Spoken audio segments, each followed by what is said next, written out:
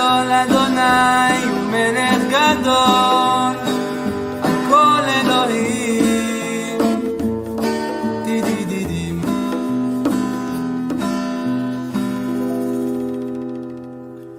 מכתם לדוד שומרני אל כי חסיתי בך, אמרת אדוני, אדוני אתה תורתי בעלליך.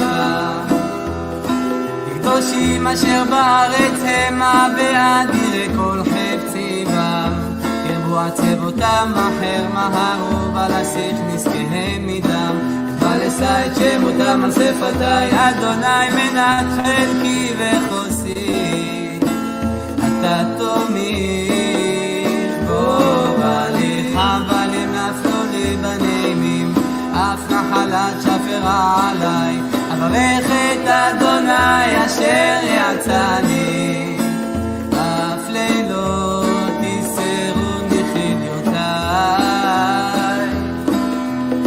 שיביתי אדוני לנגדי תמיד, כי לימיני בלמות.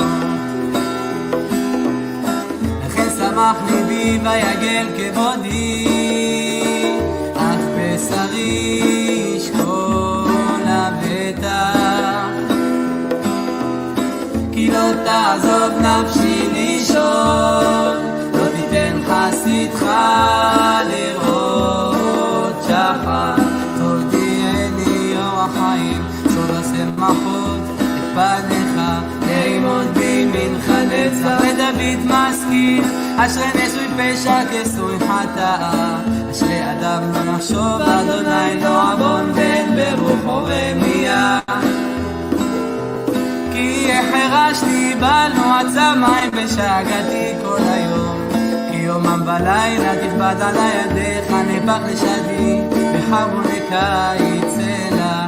חטאתי הודיעך עווני לא כיסיתי, אמרתי יודע נפש חי לאדוני, ואתה נשאת עוון חטאתי סלע. על זאת תתפלל כל חסיד אליך לעת מצוא, רק לשטף מים רבים אליו לא יגיעו. אתה סתר לי מצח יצרני הנפלת, סובבני סלע.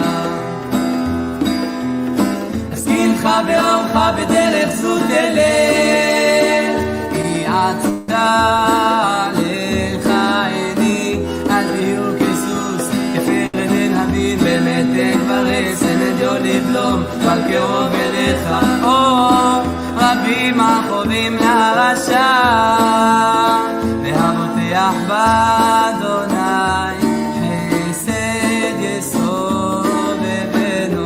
שמחו באדוני וגינו צדיקים, והרנינו כל ישרי לב.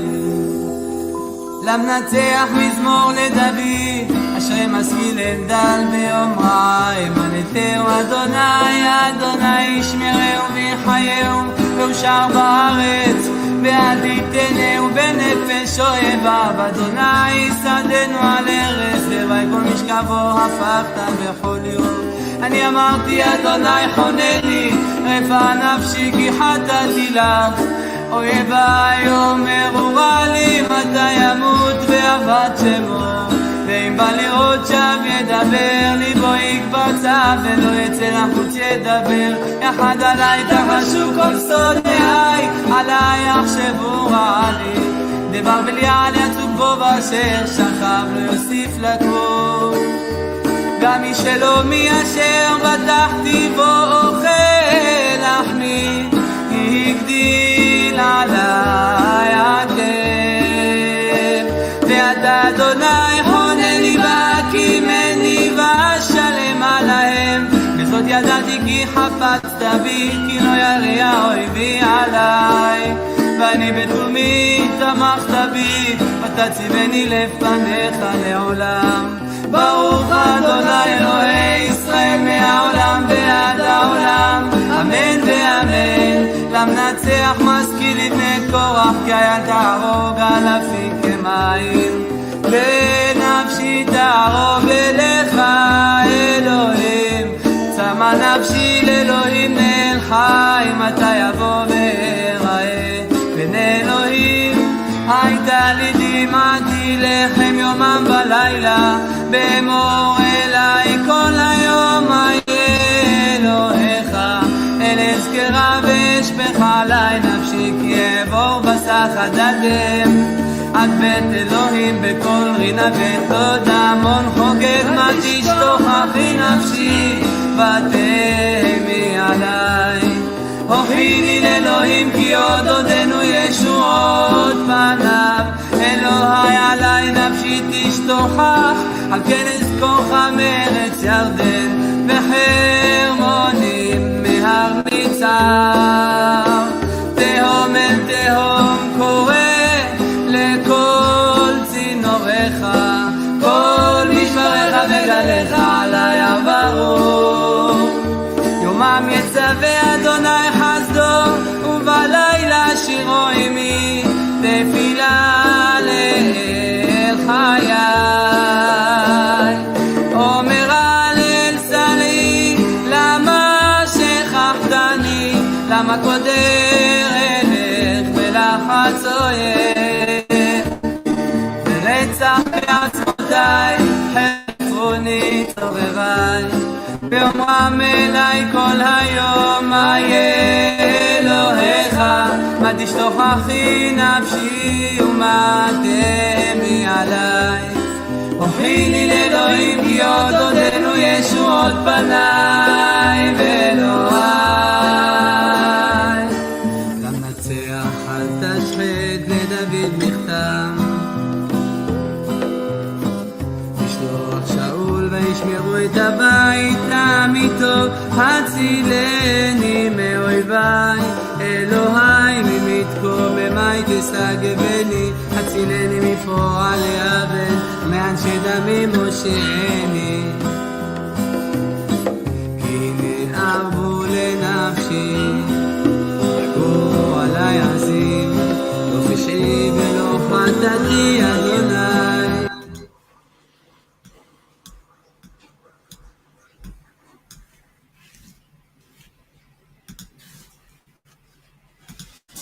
Boker Tov, shalom tout le monde, shalom tous les amis de Yeshiva Gdosha de Rabbeinu, Yeshiva de la nuit, Aomdim Beviet Hashem Balelot, ceux qui se lèvent la nuit, qui se tiennent dans la maison d'Hashem, c'est eux les tzadikim de la génération.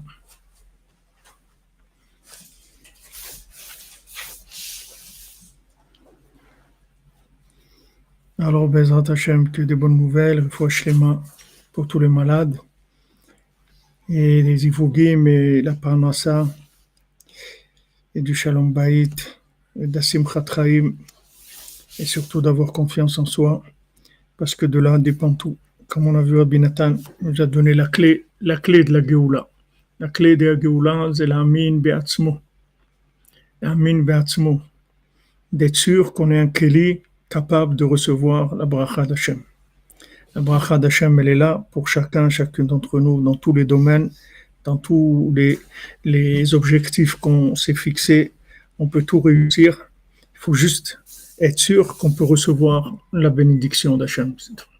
Si on est sûr de ça, tout est là, tout est ouvert, Bezrat Hashem. C'est la clé, ce qu'on a étudié, c'est la clé de la Géoula. Dans Elchot Pesach Halacha Vav, c'est mamash la clé de la Géoula. Il faut le répéter sans arrêt et faire les Nedarim, parce que les Nedarim, ça répare ce problème-là. Les Nedarim, faire des Nedarim sans arrêt. Chaque fois qu'on va faire quelque chose, un psaume, c'est si on fait par exemple 10 psaumes, alors au lieu de faire comme ça, chaque psaume, avant chaque psaume, on dit voilà, maintenant je fais le neder de faire tel psaume, et on le fait. Après je fais le neder de faire celui-là, et le plus qu'on peut, parce que ça répare notre problème principal. Et tout ce qui nous exploite et nous font peur et nous angoisse, les PCR et les trucs, et le PC, le truc, et communistes et tout ça, tous ceux qui nous font peur. Ils se basent que sur ça, par le fait qu'ils nous ont cassé le moral. C'est à cause de ça. Donc, Baruch Hashem, mais on est frailar et on a de la simcha. Avec ça, on a gagné, Bezrat Hashem.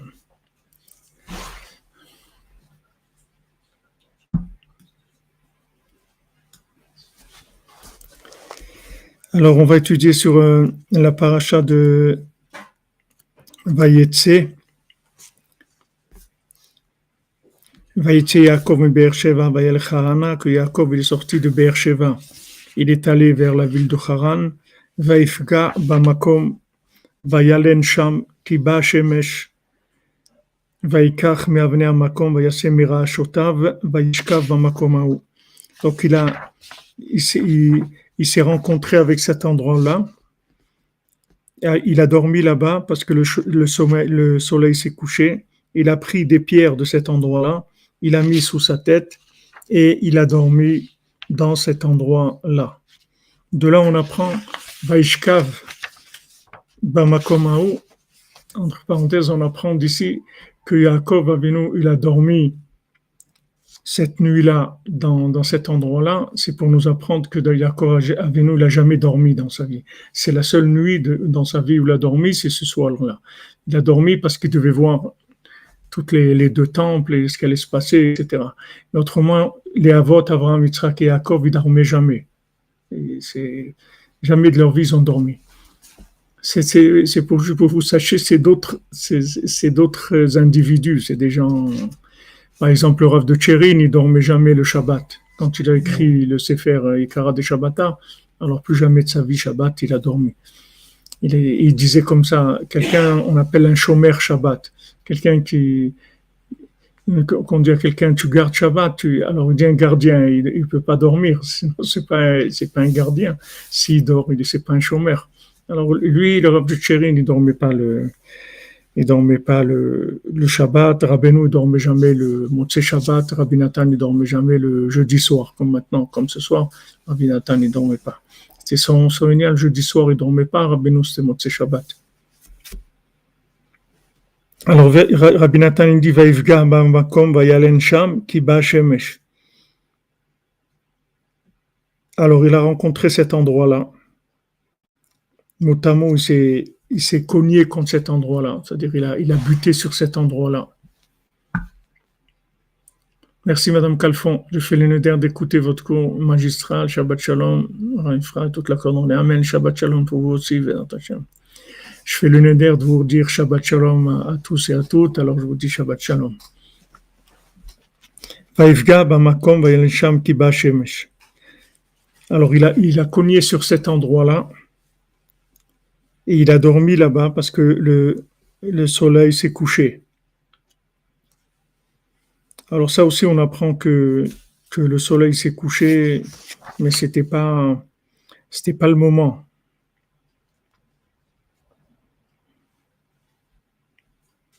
C'est-à-dire, d'un coup, le soleil s'est couché comme ça dans l'après-midi, mais c'était pas la nuit. C'est-à-dire, d'un coup, il a fait nuit, mais c'était que pour lui qu'il y a eu ça.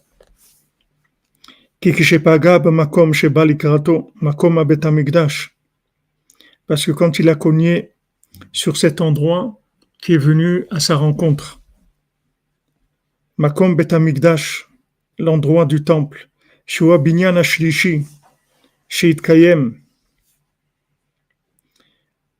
Qu'est-ce qu'il a vu? Lui, il a vu le principal, c'est le troisième. Les deux autres, c'est des préparations. Mais le Bet Hamikdash, quand on dit le Bet Hamikdash, c'est le troisième. Les deux premiers, c'est des essais, c'est des tentatives. Mais le vrai Bet Hamikdash, c'est le troisième. Sheit Kayem, qui va rester, qui va se maintenir.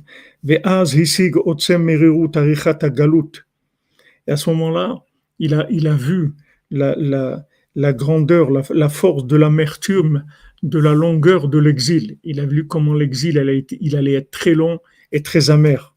Sheye Mekodem, qui allait avoir avant. Donc il a vu le troisième temple et il a vu aussi tout ce qu'on allait passer avant d'arriver au troisième temple. Chez Zouprinat Vayalen Sham, c'est ce qui est écrit qu'il a dormi là-bas. Kiba Shemesh Parce que quand le soleil s'est couché, chez Méramez, à la Shachrat Mirat Galut, que ça parle de l'obscurité, de l'amertume, de l'exil. Begouv Nefesh, avec physiquement et spirituellement.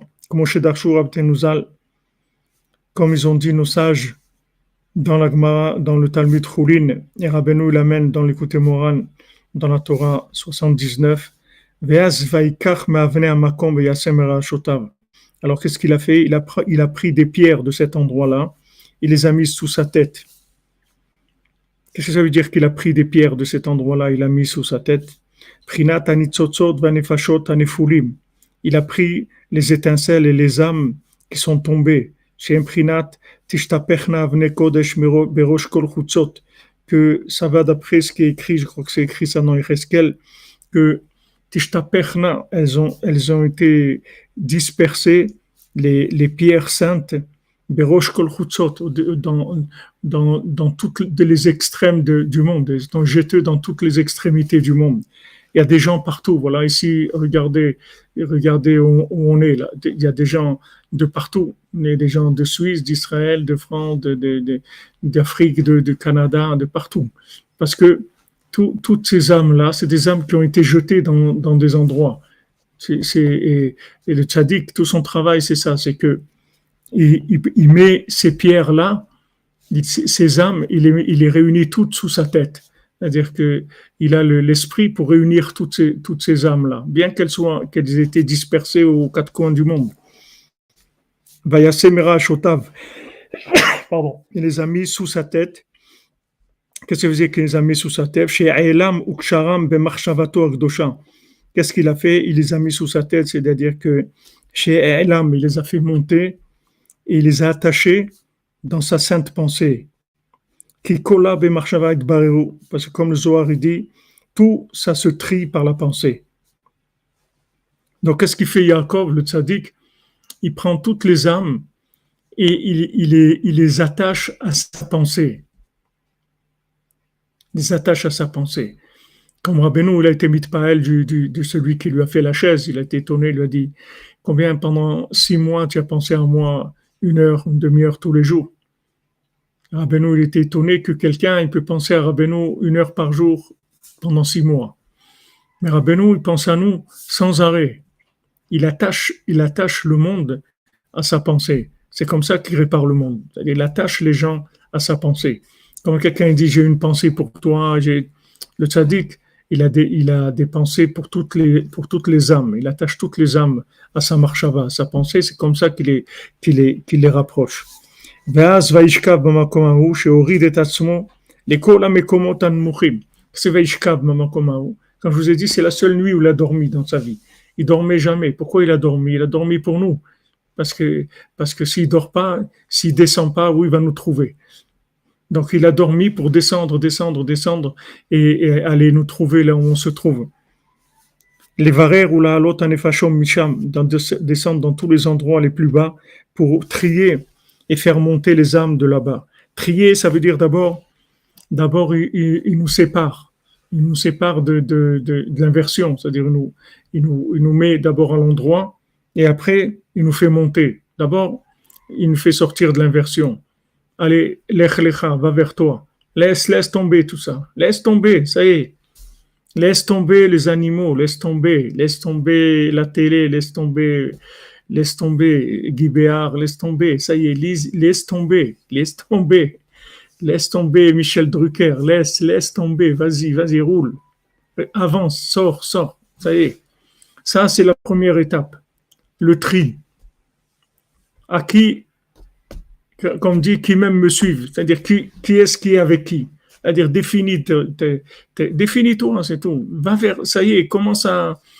N'aie pas peur de dire, voilà, ça, oui, et ça, non. Ça, non. Ça, oui. Ça, c'est le départ. Avant, c'était tout mélangé, comme ça. Un peu comme ça, des hauts, des bas, un peu comme ça, un petit peu comme ça, un petit peu comme ça. Mais, la première chose qu'il fait, le tzaddik, c'est le birour. C'est-à-dire, la première chose, il fait le tri. Il dit, où tu es? Qu'est-ce que tu fais de ta vie? Non, mais tu comprends, moi, mon père, il est comme ça. Ok, Toi maintenant, où tu es, qu'est-ce que tu vas faire de ta vie, où tu vas. Ça y est, engage-toi, fais ton choix, fais ta vie, prends-toi en charge, sois responsable et c'est tout. C'est tout. Je me souviens quand j'étais au Maroc, dès que j'ai eu 16 ans, c'était l'âge où on pouvait avoir le passeport. Pardon. Dès que j'ai eu 16 ans, c'était mon anniversaire. Le lendemain, j'ai été là, à la préfecture, j'ai fait mon passeport, j'ai dit à mes parents, papa, maman, shalom, je m'en vais. Mon fils, mais je m'en vais. Mais où tu vas? Je dis, je ne sais même pas, mais ce que je sais, c'est que je m'en vais. J'avais 16 ans, ouais, je suis parti. D'abord, j'étais en Espagne et tout. Après, 17 ans, j'étais à Toulouse. Et voilà, ça y est, je suis parti, c'est tout. Il y a un moment où, ça y est, tu pars, c'est tout. C'est pas que tu n'aimes pas tes parents, c'est pas que tu n'aimes pas tes copains, c'est pas que tu n'aimes pas ta famille, c'est pas que tu n'aimes pas ta maison, mais tu dois partir à un moment. Mais ça vient du tzaddik, ça vient pas de toi. Quel fou, à l'âge de 16 ans, il va partir, il ne sait même pas comment il va manger, où il va dormir, il est fou, un fou complet. Mais ça, c'est le tzaddik qui fait ça. Le tzaddik, à un moment, il t'éclaire, et toutes les choses qui ne sont pas en rapport avec toi, elles tombent, c'est-à-dire elles n'ont plus d'intérêt pour toi. Elles n'ont plus d'intérêt. Tu peux même pas expliquer à toi-même, tu peux pas t'expliquer ça. C'est pas aux autres, c'est sûr qu'aux autres tu peux pas t'expliquer, mais même à toi-même tu sais pas pourquoi. C'est ce qui fait Hachem avec Abraham Avinu. D'abord lech lecha, après la Brit Mila, tout ce que tu veux, mais d'abord sors du contexte qui te correspond pas, sors de ce qui te correspond pas, et pas peur, sors. Et je serai avec toi, et je vais te bénir, et tout, tu as tout. Hachem, il est avec toi, hein. Il va te bénir, t'accompagner, te donner tout, ne t'inquiète pas. Mais quand quelque chose à un moment, c'est clair que c'est pas pour toi, il faut sortir, il faut pas avoir peur. C'est le point de départ. D'abord, il fait le birour, et après, il fait la halot. D'abord, il te sépare, il fait le birour entre le bien et le mal, et après, tu montes, il te fait monter. Mais il peut pas te faire monter avec tes paquets, avec les paquets qui ne sont pas en rapport avec ton âme. Tu vas monter avec ton identité.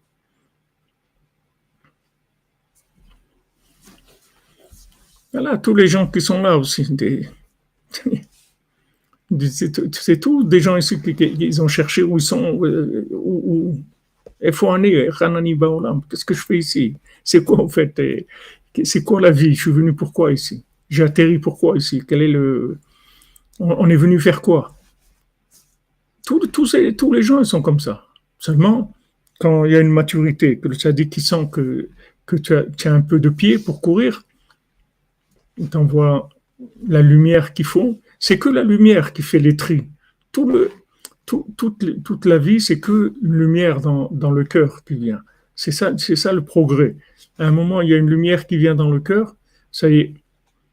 Le fils de la servante, ou que ce soit le fils de la servante, ou le fils du roi, à un moment, il reçoit une lumière, il dit, ça y est. Mais attends, tu es roi, mon fils. Qu'est-ce qui te manque? C'est comme un roi ici. Là, c'est pas comme un roi, c'est un roi mamache. C'est pas tu vis comme un roi. C'est un roi mamache. C'est le roi d'un pays. Et à un moment, il dit, salut les copains, je m'en vais, c'est tout. Je m'en vais, c'est tout. Où tu vas, truc, on t'accompagne, rien, je m'en vais, c'est tout. Parce que c'est une lumière qui arrive, c'est juste une lumière pour le tri pour le Birur Hamedameh, pour le tri de l'imagination. Tu vis dans l'imagination, tu sais pas exactement qu'est-ce qui fait partie de la salle de cinéma, de Hollywood, de qu'est-ce qui est la réalité. Tu vis dans les deux. Il y a des choses auxquelles tu t'es attaché dans ta vie et que Béhémet, ça n'a rien à voir avec ta vie. Mais seulement quand tu te trouvais dans un contexte comme ça, alors tu t'es accroché à ça. Il y a un moment, une lumière qui vient, toutes ces choses-là, elles vont partir. Toutes ces choses-là, elles vont partir. C'est fini. Et une fois que tu as lâché ces choses-là, ça commence. Même Abraham Avinu, il était avec Lot. Dès qu'il s'est séparé de Lot, il a dit à Lot, va où tu veux. Le écart, c'est qu'on se sépare, c'est tout. Choisis où tu veux aller. Moi, la seule chose qu'à partir de maintenant, on se sépare. Dès qu'il s'est séparé de Lot, tu vois tout de suite le verset d'après, Hachem il parle avec lui. Et tout le temps qu'il était avec Lot, il n'a pas parlé avec lui. Pourtant, il l'aimait, À l'autre, c'était son neveu, il a fait la guerre pour lui, tout ce que tu veux pour le sauver, pour l'aider. Mais, you go your way and I go mine. Tu prends ton chemin, je prends le mien. C'est terminé. C'est une clipa, l'autre, pour Abraham Avinu. Ok, de l'autre, il est venu le Mashiach. Piken, c'est une clipa.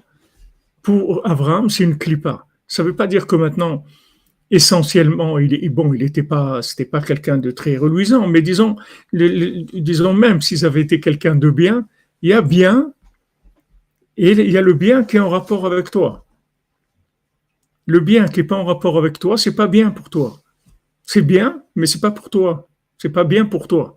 Rabbi Nathan, il dit, il y a une vérité, c'est de la vérité, mais pour toi, c'est pas de la vérité. Si tu prends un livre de Moussard, comme le Réchit Chochma, des choses comme ça, c'est bien le Réchit Chochma. C'est un livre extraordinaire, mais c'est pas pour toi. Parce que quand tu lis, ça te casse le moral, ça te fait peur, ça t'angoisse, et tu dis, bon, ben, si c'est ça, de toute façon, si c'est ça que ça va me coûter, tant pis, qu'est-ce que je vais faire? Je peux pas, de toute façon, je peux pas rembourser, donc je paye rien, c'est tout. Je fais rien. C'est-à-dire, ça va te casser. Et Rabbi Nathan, il dit que lui, celui qui a écrit Shevet Moussar, il n'a pas écrit ça, ou Réchit Chochma, il n'a pas écrit ça pour te casser le moral. Il a écrit ça pour t'encourager. Mais le fait que maintenant, tu es en morceaux, tu n'as pas la force de réagir positivement à cette vérité-là. C'est une vérité qui est trop forte pour toi. Donc, c'est pas pour toi. En fait. C'est vrai, mais c'est pas pour toi. Donc, même les gens, ça ne veut pas dire que maintenant tu te sépares de certaines personnes. C'est pas parce qu'elles sont pas bien. Elles sont très bien, mais pour toi. C'est-à-dire maintenant, là, tu dois aller vers autre chose. C'est tout. Terminé. Quand j'étais à la Yeshiva à Toulouse, à Aix-les-Bains, tous les gens de Toulouse que j'avais, des amis dans la musique et tout, on devait faire des concerts à Los Angeles, des trucs. Ils m'écrivaient, alors on t'attend, les amis, ils m'attendaient plus parce que je ne vais plus jamais revenir. C'est fini. C'est terminé, c'est tout. On a terminé, on est dans le show. Ça y est, c'est fini. Il y a un même qui est venu me chercher à la Yeshiva. Il avait trop de peine et tout, il est venu me chercher à la Yeshiva et tout. Il dit, mon ami, si tu savais dans quoi je suis par rapport à moi-même, tu ne me proposerais même pas. Mais voilà, c'est tout, c'est fini. Tout ça, c'est des, comme on dit, c'est des accompagnateurs dans la vie. Tu accompagnes un moment dans ta vie.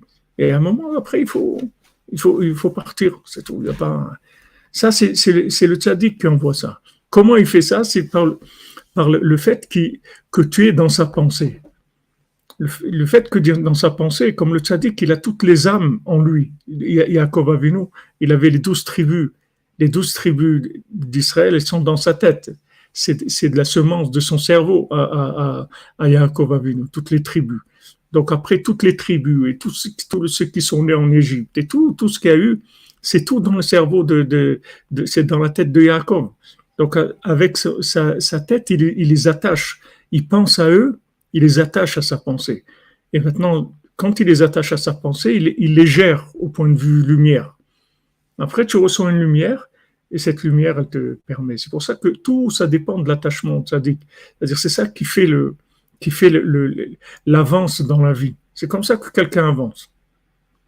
C'est pas quelqu'un, s'il est tout seul, il tourne en rond. Même s'il est intelligent, tout ce que tu veux, il tourne en rond. Parce qu'il a besoin d'une lumière qui est plus élevée que lui-même pour sortir. Un prisonnier, il ne peut jamais sortir de prison de par lui-même. Il faut qu'on le fasse sortir. Lui, il est dépendant. On est tous dépendants du tzaddik. Et quand le tzaddik il voit que tu es prêt, il te sort. Il te fait voir clair. Et dès que tu vois clair, tu sors tout de suite. Oui, le cerveau, c'est la partie de l'âme. On parle du cerveau qui se trouve...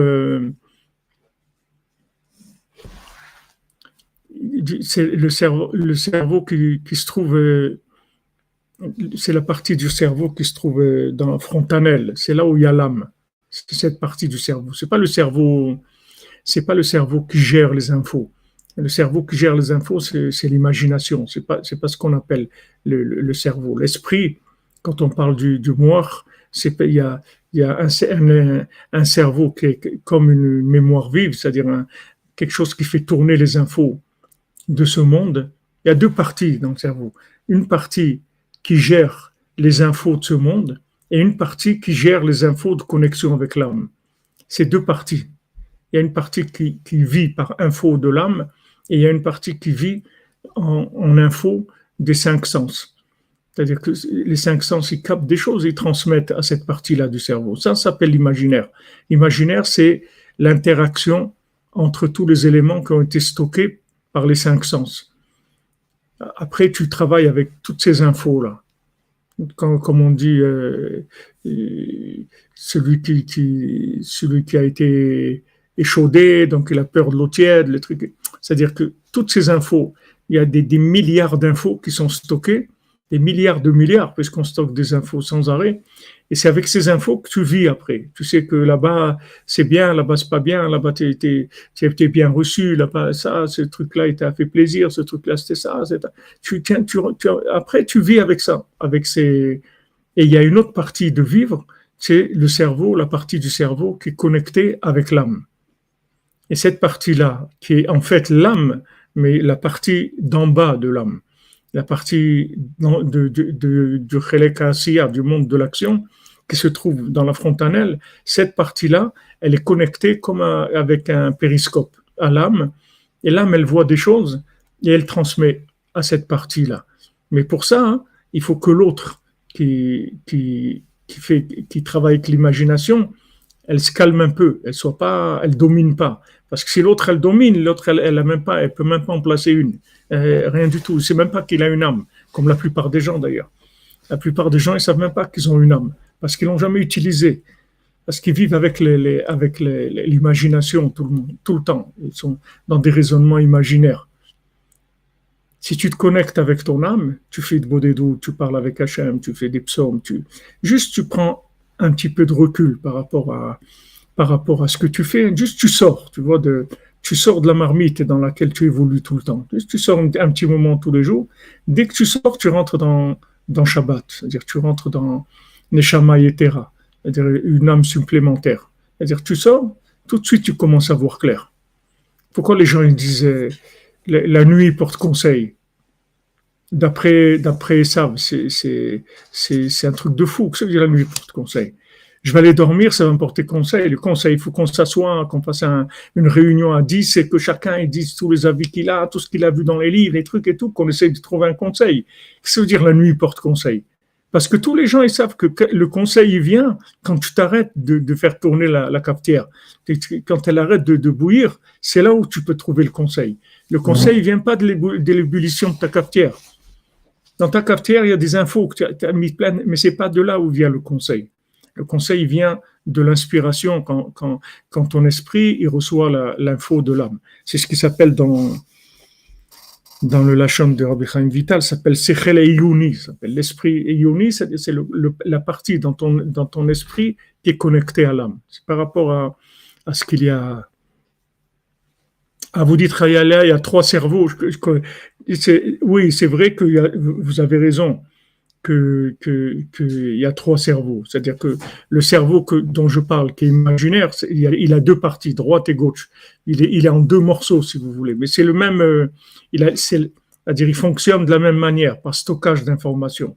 Seulement la différence entre la droite et la gauche, c'est que il y en a un qui est du côté de la bonté, il y en a un qui est masculin et féminin, si vous voulez, dans le cerveau. Dans ces deux parties, elles communiquent tout le temps. Mais ces deux parties-là du cerveau, les deux, elles sont dans l'imaginaire. C'est pas autre chose que ça. Mais la troisième partie du cerveau, c'est celle qui est dans la frontanelle et c'est le principal. Mais on a besoin de l'autre aussi.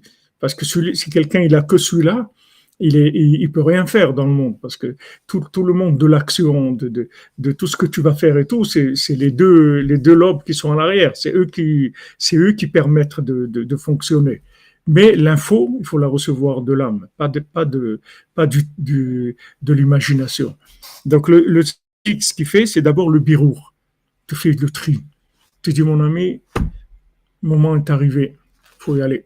Tu vas faire ça. Tu reçois une inspiration. Tu vois que d'un coup, il y a quelque chose qui part. C'est pour ça que des gens, ils demandent des fois, ils demandent est-ce que je dois faire ça, est-ce que je dois monter en Israël, est-ce que je dois là-bas, est-ce que je dois monter mon entreprise, etc. Amten, attends, attends, attends, ça va s'éclaircir. Il faut pas confondre l'appel de l'âme et l'appel de la télévision. C'est pas la même chose. Il y a l'appel de l'imagination et il y a l'appel de l'âme. C'est pas du tout la même chose. L'appel de l'imagination, ça s'assume pas. Ça s'assume pas. C'est-à-dire, c'est pas du tout sûr que tu vas pouvoir l'assumer.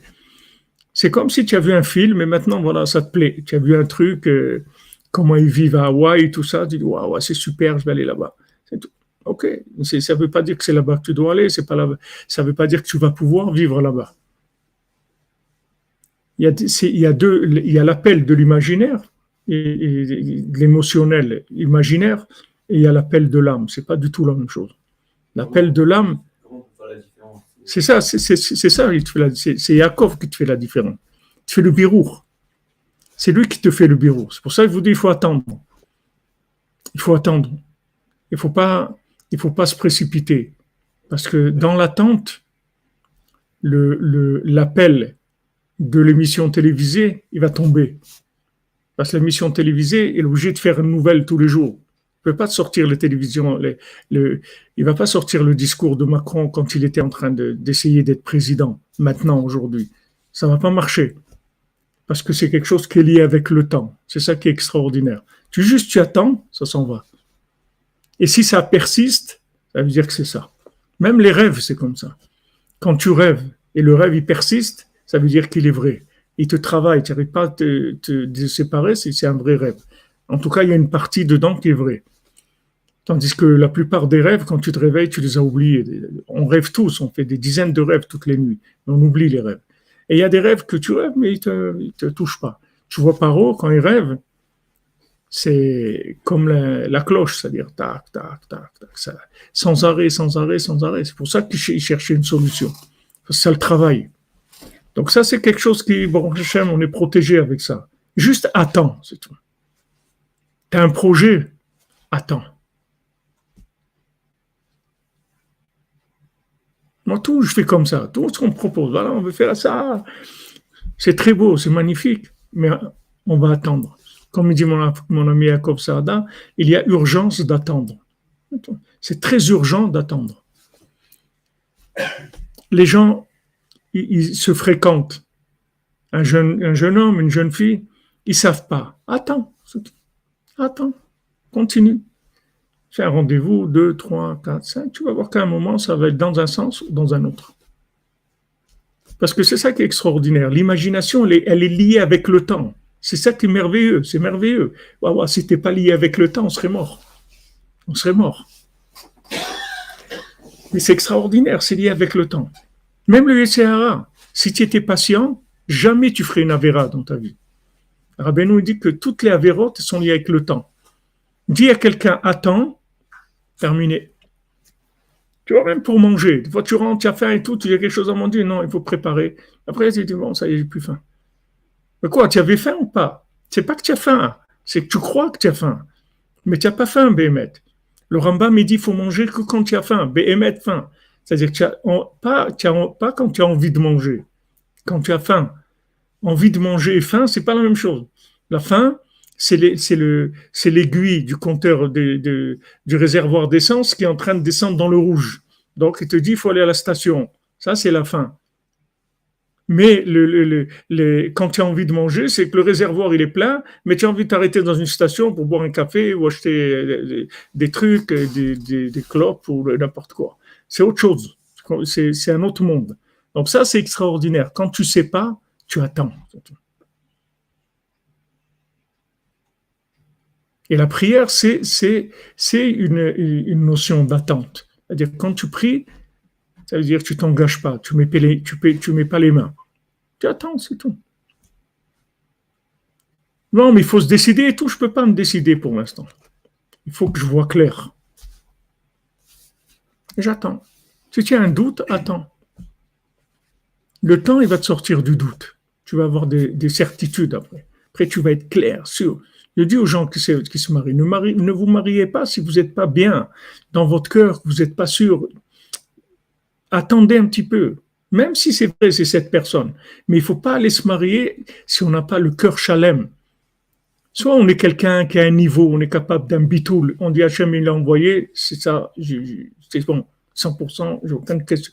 Mais si on n'est pas à ce niveau-là, on a besoin de sentir quelque chose et tout, alors on attend, c'est tout. Ou on va sentir, ou on va se sauver, c'est tout. Il va y avoir un tri qui va se faire. Non, vite et bien, ça marche pas, non. Non, vite et bien, ça marche si vous avez la émouna. Si vous avez la émouna.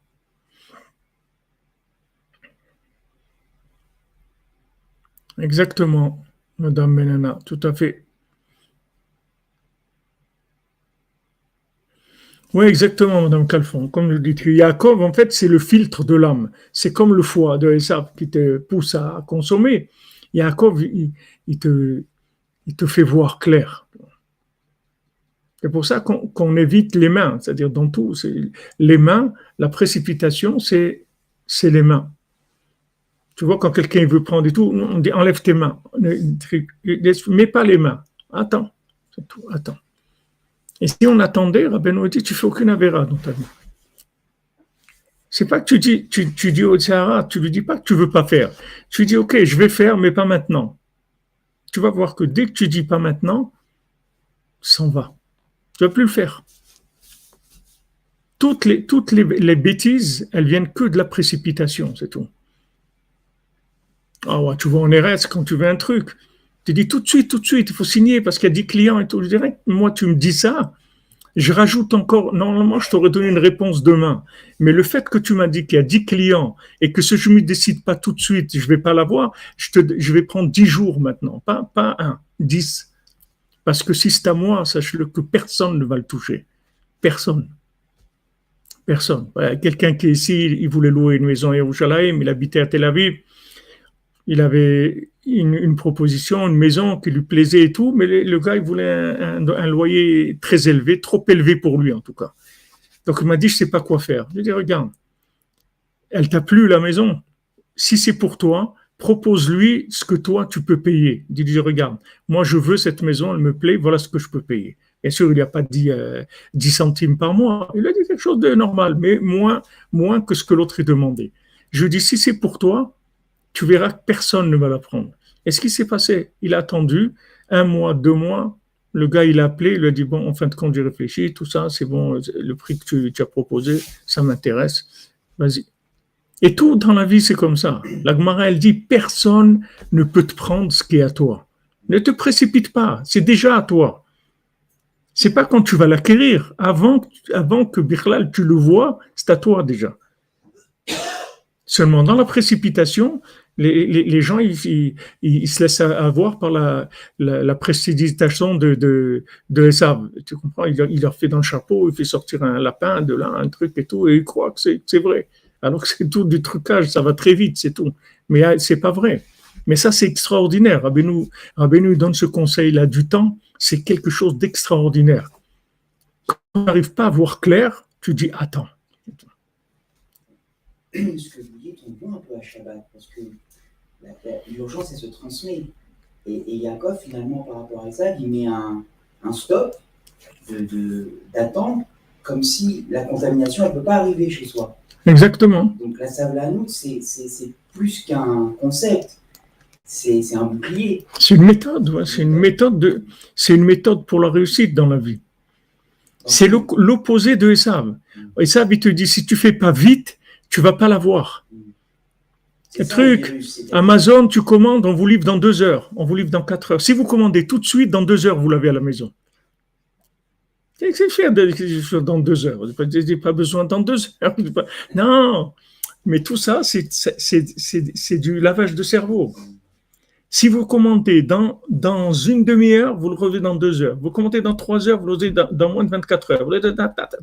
Ça, c'est ça. Vous ne travaillez que comme ça. Et nous, c'est le contraire. Il dit, attends. Mais tu es fou, si tu attends, l'affaire, tu vas la rater. Mais je vais rien rater. Si maintenant je l'ai raté, c'est pas pour moi, c'est tout, j'ai rien raté. Ça veut dire que c'est extraordinaire. Merci mon Dieu, c'est pas pour moi.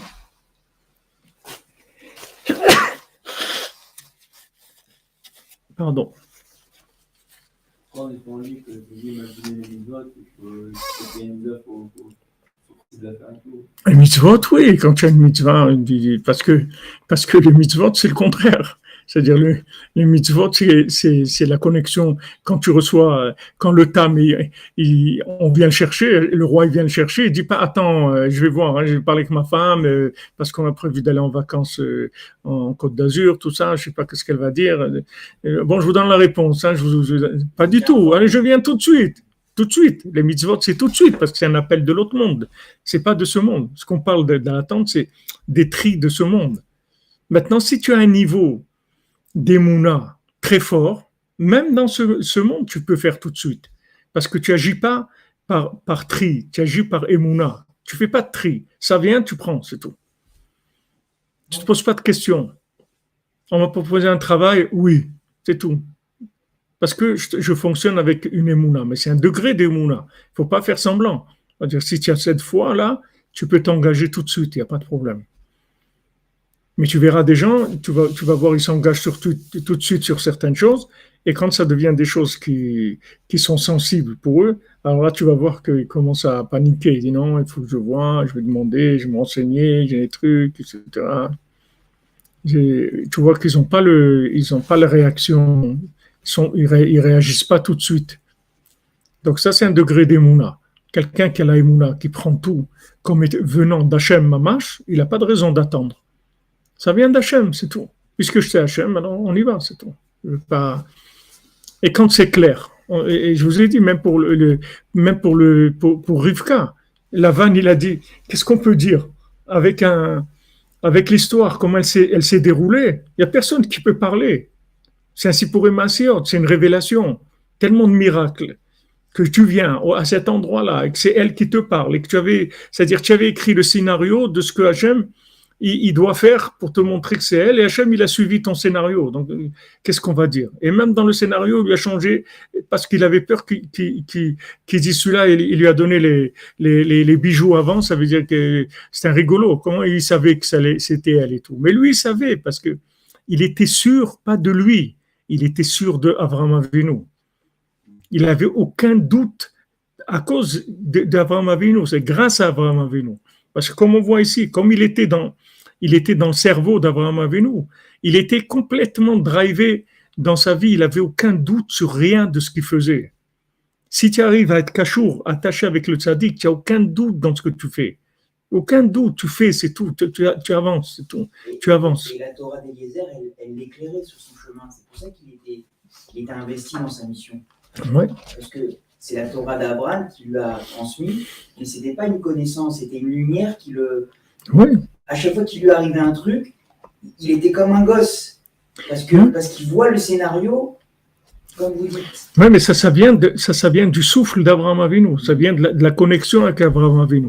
La connexion avec Abraham Avinu, elle donne cette inspiration-là. Comme je vous ai dit, on a parlé de la névoie, de la prophétie, et tu vois que même une servante à l'ouverture de la mer Rouge, elle a vu comme le prophète Yecheskel, parce que c'était une servante qui était attachée à Moshe Rabbeinu.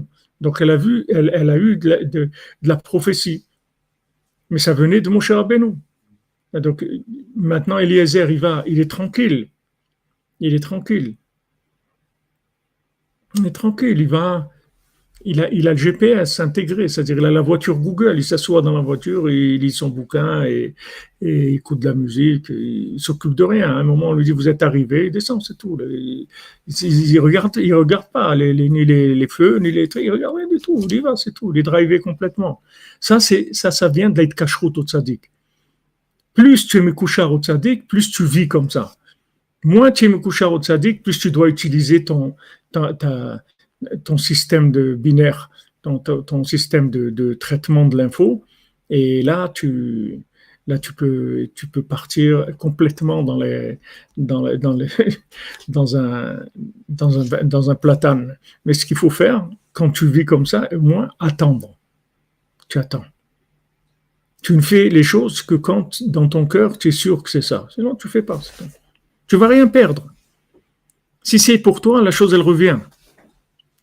Elle revient, ça va se représenter. Tu ne vas rien perdre.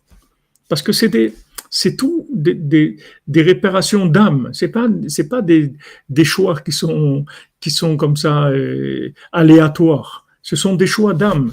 Donc, ce choix d'âme, il va se faire. Il va se faire. J'ai connu des gens qui m'ont raconté que à l'âge de 20 ans, ils devaient se marier et il y a un des deux qui était pris par un de ses parents qui était très malade et il est obligé d'être avec sa mère pendant 1 an et tout. Donc, en fin de compte, ça s'est pas fait. Mais ils s'aimaient beaucoup, ils voulaient se marier. En fin de compte, il s'est passé qu'ils sont mariés tous les deux, mais 20 ans après, tous les deux, ils ont divorcé sans le savoir. Et tous les deux se sont rencontrés quelque part et en fin de compte, ils se sont mariés à l'âge de 40 ans.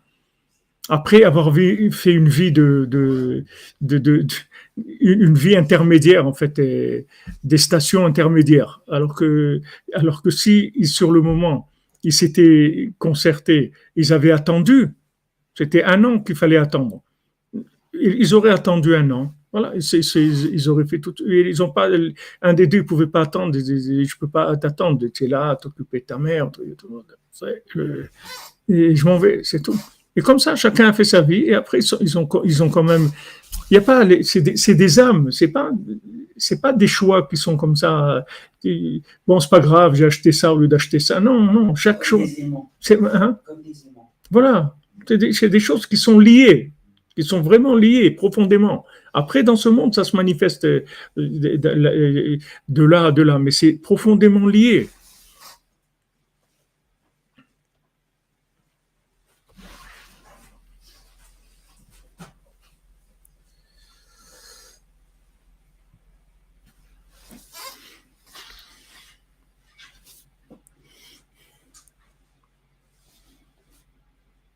Kikula bemarshava et barerou. Alors, le tzaddik, qu'est-ce qu'il fait?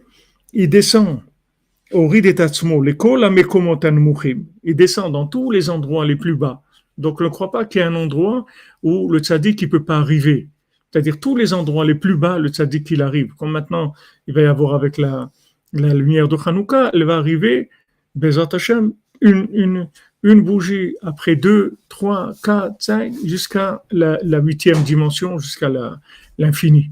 C'est-à-dire que ça va s'ouvrir. Mais chaque lumière, elle va éclairer plus.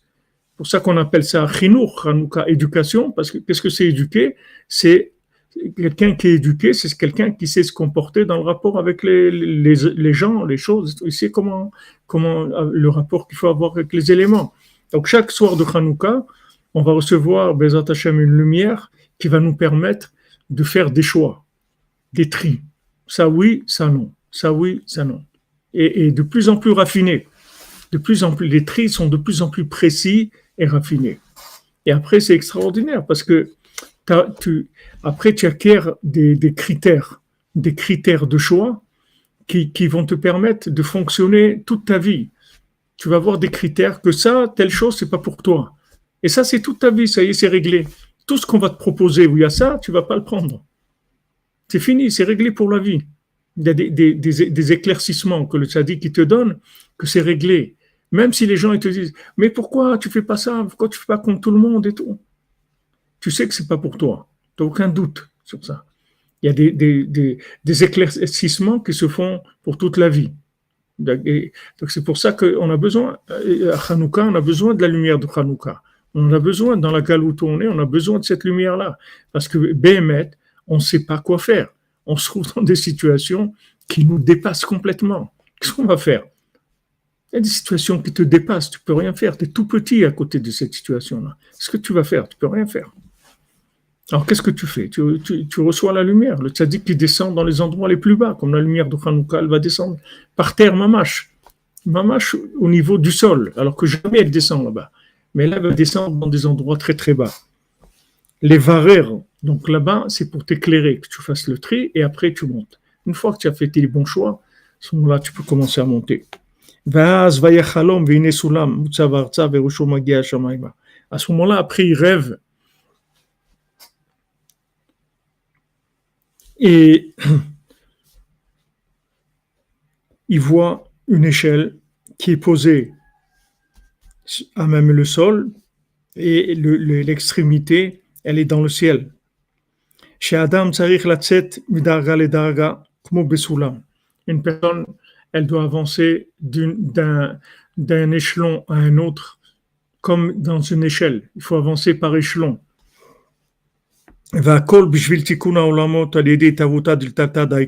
Tout ça, c'est pour la réparation des mondes avec l'éveil d'en bas. C'est-à-dire que pourquoi maintenant on te fait faire des paliers de décompression? C'est que quand tu es lancé dans quelque chose, au début, tu as un tri, d'accord, qui vient de l'âme, qui t'a dit, voilà, fais ça. Donc, tu montes d'un échelon.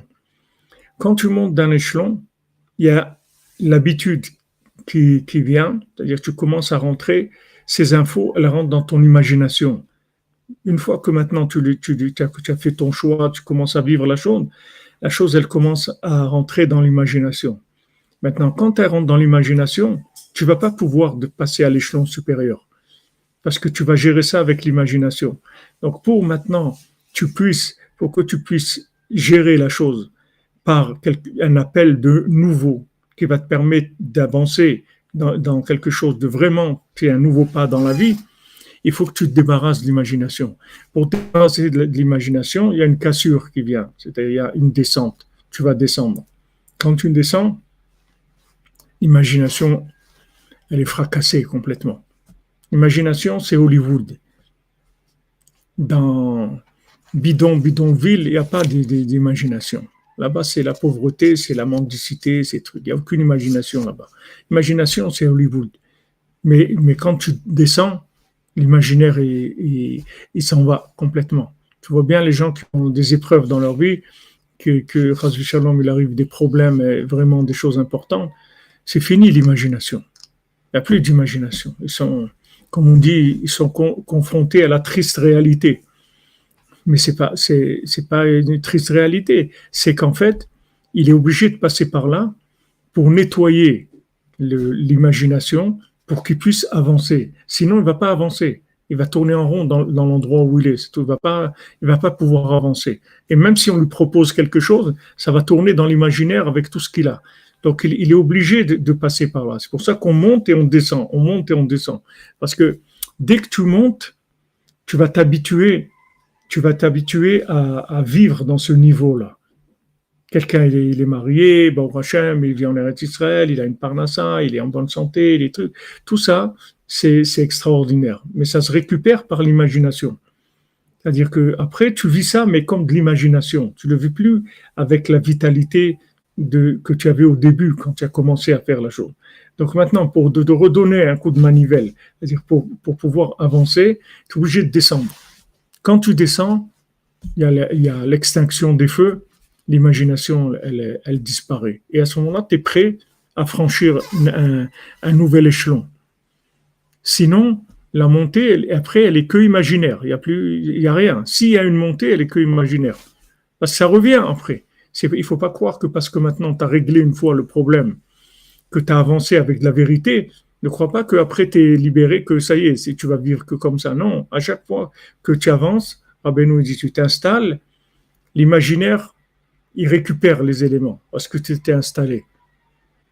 Au début, tu avais une nouvelle adresse, ok, tu as commencé un truc. Après, ça y est, tu connais tout, tu as tes repères, tes trucs. Ça y est, ça commence à rentrer dans l'imagination. Tu as besoin d'avancer. Pour avancer, on t'enlève ces repères-là.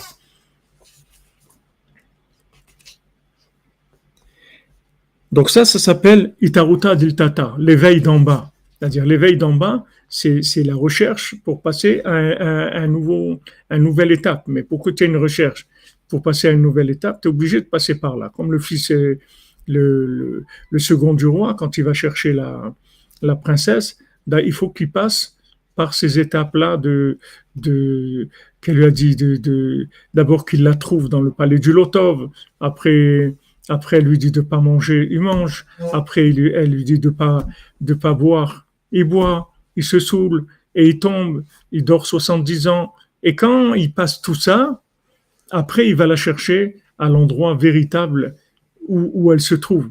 Mais au début, elle lui dit pas ça. Elle lui dit pas qu'elle va être dans le château en pierres précieuses et la montagne au nord.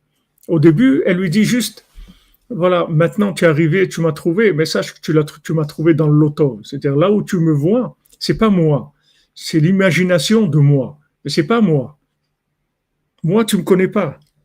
Comme Rabbi Nathan, il dit, celui qui lui a dit, ouais, vous avez connu Rabbeinu, c'est pas la même chose. Il dit, qu'est-ce que ça veut dire, on a connu Rabbeinu? Il dit, celui qui faisait traverser la rivière, le Rabbeinu, avec la barque, là. Yossé le Paroni, qui s'appelait. Il dit, lui, il a connu Rabbeinu. Qu'est-ce qu'il a connu? Il a connu le manteau de Rabbeinu, il a connu les périodes de Rabbeinu, la barre de Rabbeinu, mais Rabbeinu, il a connu Rabbeinu. Rabbeinu, c'est l'écouter moral, c'est pour Emasiot, c'est faire Amidot, écouter Etzot, c'est ça Rabbeinu. C'est Rabbeinu. Donc maintenant, elle lui dit, c'est bien, tu m'as trouvé, c'est bien, mais où je suis? Chez le Lotov, pourquoi? Parce que tu as trouvé l'imagination de moi. C'est-à-dire, tu as trouvé le film d'Hollywood, tu as trouvé Matan Torah de Hollywood. Mais c'est pas le Matan Torah, c'est pas Charlton Heston. Il faut que tu trouves mon cher Rabbeinu. Maintenant, tu as trouvé Charlton Heston, c'est bien. Il est beau, le film, c'est impressionnant. Il y a des trucs, tu dis, c'est Lotov, c'est pas bon. Donc maintenant, tu veux me trouver, voilà, pendant 1 an, tu vas faire ça. Mais même après cette année-là, il faut qu'il passe à ces épreuves-là. Il est tombé, il s'est relevé, il est tombé, il s'est relevé, et là, il est parti vers la vérité. Là, il est parti vers le Hémet, l'ermito. Là, il lâche tout. Il enlève le cheval, les trucs, et tout, ça, il ne veut plus rien. Ça, il veut que ça, c'est tout. Que ça. Il veut que elle, c'est tout, il ne veut plus rien. Au début, il avait la petite valise de voyage, le petit sac en cuir, les trucs. Il était équipé, il avait des petits trucs imaginaires avec lui. Mais dans la dernière étape, il n'y a plus rien. Il n'y a que elle, et il n'y a personne qui va l'arrêter. Personne. Tout celui qui dit ça n'existe pas, ça existe. Continue. Ça, c'est les échelles, c'est-à-dire, c'est des échelons. À chaque fois que tu passes un échelon, tu te débarrasses de la vision hollywoodienne, de la vérité que tu avais avant. Parce que quand tu fais tchouva, le tzaddik, il est obligé de te présenter la tchouva de façon hollywoodienne. Parce que s'il te la présente par la vérité, tu connais rien de la vérité. Comment il va t'atteindre? C'est un langage que tu ne connais pas. S'il veut te parler, il va te parler en chinois. Tu ne comprends pas le chinois. Tu ne vas pas avoir de réaction. C'est un langage que tu ne connais pas, la vérité. Donc, qu'est-ce qu'il fait le tzaddik? Il habille la vérité, il se déguise comme le Baal Tfilah, il déguise la vérité en quelque chose d'hollywoodien, mais pas que hollywoodien comme ça. C'est-à-dire, les films que tu aimes, les films d'Hollywood que tu aimes le plus, ils se présentent comme le super film d'Hollywood, c'est-à-dire un truc super par rapport à ce que tu aimes. Alors, c'est sûr que tout de suite, tu dis, waouh, c'est super, je viens. Et petit à petit, après, il te fait sortir d'Hollywood, il t'amène dans, comme il dit notre ami, dans le Yahar HaKadosh. Hollywood, ça veut dire la forêt sainte. Donc, il te fait sortir de la forêt sainte de Hollywood, qui a été complètement à l'envers, et il t'amène vers la forêt de l'Aïd-Bodedut, vers la forêt sainte, c'est-à-dire t'amène dans le contact avec Hachem. Mais ce passage-là, il demande descendre et monter, descendre. À chaque fois que tu descends, en fait, tu lâches l'imagination. Tu lâches une partie des costumes du film, des trucs et tout, et après, il reste vraiment le scénario pur qu'il y avait à la base, que c'est ça qui t'intéressait. Il n'y a que ça. Tu le vois, le second du roi, il lâche tout. Il lâche tout. Pourquoi Rabbeinu te dit ça? Il a laissé ça. Qu'est-ce qu'on a à faire qu'il a laissé? Il a laissé son mécharet, celui qui l'accompagnait, il laisse son cheval, il laisse tout. Il laisse tout. Pourquoi? Il a trouvé de toute façon la princesse. Parce que la princesse, lui, quand il est arrivé, elle venait d'arriver. Parce que le petit nuage, le petit vent, il venait de la déposer. Oui. Ça c'est dans le temps. Ça c'est dans le temps. Mais la connexion, le jour où il est parti la chercher, elle était déjà dans ce concept-là. Seulement après, ça s'est joué dans le temps par rapport à lui. Comme les échelons de l'échelle. C'est-à-dire, le but de l'échelle, c'est le dernier échelon. Mais maintenant, tu vas passer par le premier. Dans le premier, la princesse, ça veut dire ça. Dans le deuxième, la princesse, ça veut dire ça. Chaque échelon. Mais dès le départ, c'est là-bas qu'elle est. Elle, c'est la montagne en or et le château en pierre précieuse. Même si elle va faire le déplacement dans le temps, qu'au moment où lui sera prêt pour la trouver. Mais dans l'essence des choses, dès le départ, elle est là-bas. C'est pour ça que pourquoi elle sort pas, elle vient la chercher dans le palais du loto. Normalement, elle aurait dû dire ah merci beaucoup, c'est sympa et tout, wow, tu es venu me chercher, allez on s'en va et c'est tout. Donc pourquoi elle veut pas partir? Il y a personne qui les empêche. Voilà. Il est rentré, aucun garde l'a arrêté, rien du tout. Vous pouvez la prendre et partir, c'est tout. Mais elle veut pas. Parce que ce qu'il voit d'elle, c'est pas elle. C'est un film d'elle. Mais c'est pas elle. Et en fait, toutes les iridotes qu'il y a dans la vie, même dans le Shalom Bayit, c'est comme ça. Toutes les iridotes qu'il y a entre un couple, c'est parce que les gens, ils sont mariés avec le film de la personne qu'ils ont rencontrée. Mais ils ne savent pas qui c'est, cette personne-là. Et chez toutes les crises, elles sont faites pour remonter dans la vérité du concept de l'autre. Toutes les crises, elles sont faites pour ça. Et il y a des gens, ils ne supportent pas les crises. Ils veulent que ça reste Hollywood. Ils veulent dire non, moi je veux une vie cool, tranquille. On s'est connus à Hollywood, on reste là-bas, c'est tout. Los Angeles, un truc. Moi je veux pas autre chose. Merci Michael Mationgo pour le Mishkan. Amen.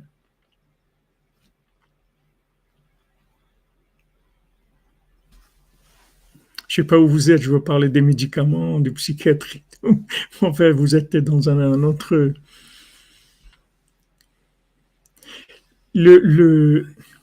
La vie, tout est comme ça. C'est-à-dire, ce sont des dévoilements, en fait. À chaque fois, c'est des dévoilements. Et maintenant, quand la situation est très dure, c'est qu'en fait, tu vas avoir un dévoilement beaucoup plus grand. C'est pour ça que c'est très dur. Et les gens, ils comprennent à l'envers. Ils croient que quand c'est très dur, ça veut dire ça marche plus, ça va plus. C'est le contraire. Quand c'est très dur, ça veut dire qu'on va te faire sauter des échelons, en fait. Tu vas passer 3 échelons d'un coup. Alors, ça va être très, très dur. C'est un panneau de signalisation. Oui, exactement. C'est une indication. Oui, ça t'indique que maintenant, tu vas aller quelque chose de très grand. De vraiment très grand. Tu vas avoir un très grand progrès. Et la personne, quand elle cherche Hollywood, elle s'en va, c'est tout. C'est ce qu'elle voulait savoir. Tu me cherches, comme à Hollywood, tu me cherches à moi, ce que je représente, en tant que la fille du roi. Qu'est-ce que tu cherches? Je dis non, mais moi, je suis sincère et tout, comme les frères de Yosef. Non, on est sincère et tout. Non, vous n'êtes pas sincère. C'est pas vrai. Donc elle lui dit, désolé, mais ici c'est le Lotov. Pour l'instant, c'est Hollywood, on n'a rien fait encore. On n'a même pas commencé. Alors tu vas faire ça, 1 an, tu vas voir, te languir vraiment, me faire sortir. Et si les gens, ils avaient le temps d'attendre, même les mariages, tu n'aurais pas des gens qui divorcent. Tous les trucs que les gens ils divorcent, c'est parce que ça va vite, c'est tout. Ça va vite. L'engagement et le désengagement, ça va aussi vite l'un que l'autre. C'est devenu rien. Le mariage, c'est rien, et le divorce, c'est rien. Tout est rien. Il n'y a plus de valeur de rien. Avant le divorce, c'est comme si tu dis une bombe atomique, Hiroshima. C'est la fin du monde. Un divorce, c'est la fin du monde. C'est le monde qui se détruit. C'est comme c'est une obscurité qui tombe sur le monde entier. C'est horrible. C'est quelque chose d'horrible. C'est un malheur terrible. Aujourd'hui, c'est rien. Le mariage, c'est pas un bonheur de rien. Et le divorce, c'est rien du tout. Tout est rien. Mais si c'était comme avant, que les gens, ils attendaient 1 an ou 2 pour se marier, au bout d'1 an ou 2, il n'y a pas de semblant. Parce qu'au bout de 2 ans, le côté Hollywood des deux, il est parti. Hollywood, ça va 3 rencontres, 4, 5, après c'est terminé. Après, tu vois les nerfs de l'autre quand tu prends le café, les trucs, après, ils sortent tu vois que l'autre, il est radin, il paye jamais, tu vois, tout commence à sortir. Alors, si tu avais attendu, tu aurais vu à qui tu avais affaire. Mais le problème, c'est que tu peux pas attendre.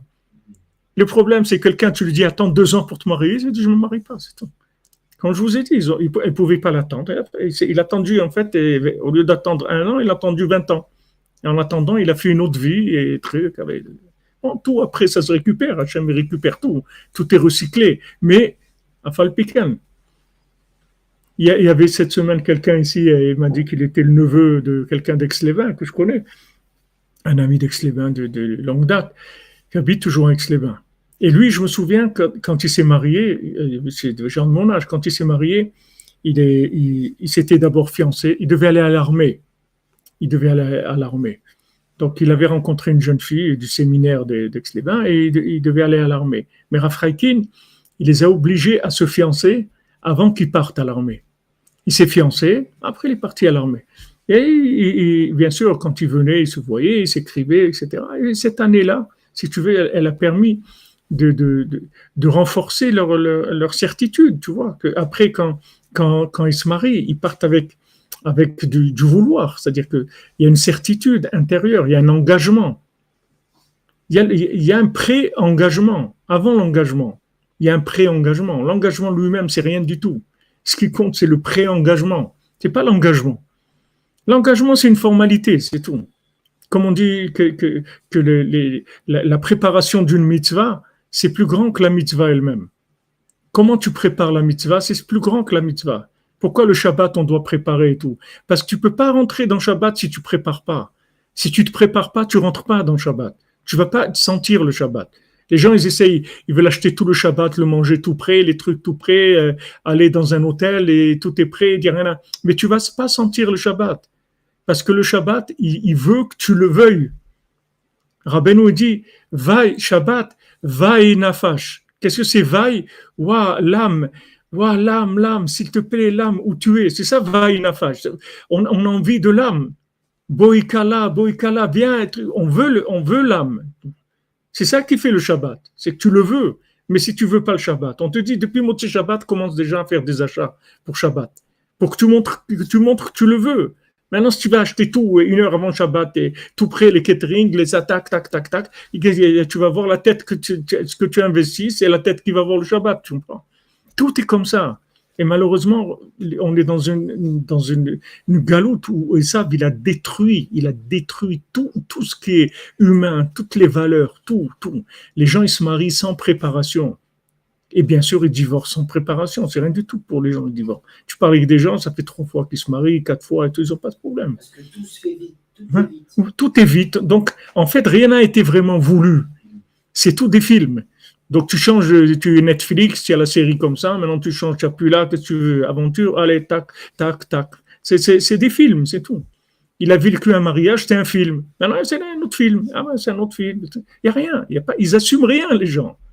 Ils n'ont rien à faire, qu'ils ont des enfants, rien, il n'y a rien, il y a un attachement à rien du tout, il n'y a pas de valeur. Mais ça vient parce qu'on ne leur a pas dit attends. Pourquoi on ne veut pas leur dire attends? Parce qu'il va partir, mais il vaut mieux qu'il parte. Qu'il parte, il reviendra. Il reviendra, c'est tout. Mais qu'il parte. S'il ne veut pas attendre, qu'il parte. Comment on sait quand on achète quelque chose par le cœur qu'il va revenir? Parce qu'une fois que vous disiez acquisition par le cœur, c'est quoi ce concept? D'acquisition par le cœur, c'est ça. C'est-à-dire que tu l'as voulu. Tu l'as eu parce que tu l'as voulu. Quand Rana, elle a... Ouais, ils n'aiment pas, c'est tout, c'est vrai. Mais s'ils avaient su avant, ils auraient évité des dégâts. Ils auraient évité beaucoup de dégâts. Si tu dois préparer ton vouloir avant d'acquérir la chose. Parce que si maintenant tu acquiers la chose sans vouloir, en fait, tu ne l'as pas acquis. Tu as acquis le film de la chose, mais pas la chose. Tu as acquis une image de la chose, imaginaire, mais pas... Alors la personne, elle se marie vite, elle croit qu'elle aimait l'autre personne. Elle croyait, mais ce n'est pas la personne qu'elle aimait. Elle aimait le film que cette personne elle représentait. Elle aurait attendu un petit peu. Elle aurait vu qui c'est cette personne. Elle aurait connu mieux. Et là, à ce moment-là, elle aurait eu vraiment envie de se marier. Et à ce moment-là, ça tient. Parce qu'il a vraiment envie. Ou, je vous dis, la deuxième méthode, assimile, c'est burn-out. C'est-à-dire, on y va, il n'y a rien à faire. pour la vie, c'est tout. Pour le meilleur et pour le pire, je te quitterai jamais, c'est tout. N'importe quoi qu'il y a, je m'en fous complètement. C'est pas avec toi que je me suis engagé, c'est avec Hachem. Quand je t'ai dit oui, c'est pas à toi que j'ai dit oui. En même temps que j'ai dit à oui à toi, j'ai dit à Hachem oui. Donc c'est tout. Il n'y a rien qui nous séparera. C'est un engagement. Ça, c'est tête brûlée, burn-out. C'est-à-dire, ça, c'est pas tout le monde qui peut faire ça. Alors les gens, il faut les laisser progresser, avancer un petit peu, vouloir. Est-ce que tu veux vraiment? Hannah, quand on lui a dit que Shmuel Hanavi, il était condamné à mort parce qu'il avait tranché une halakha devant Elia Cohen, tout ça, il était Khayab Mita et tout. Alors Elia Cohen, il lui a dit à Hannah, et Hannah, elle a dit, tu peux pas me faire ça. Tu peux pas me faire ça, je peux pas.